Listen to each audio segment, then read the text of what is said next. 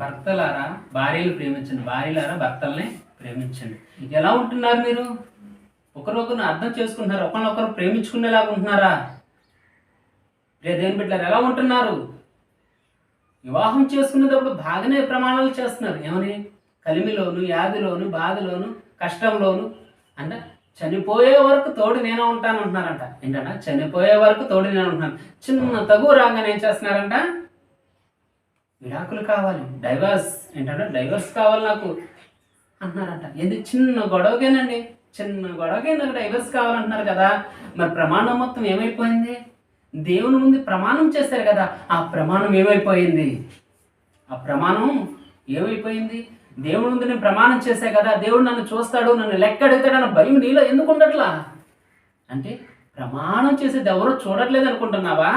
ప్రమాణం దేవుడు, నువ్వు చేసిన ప్రమాణం దేవుడు చూస్తున్నాడు.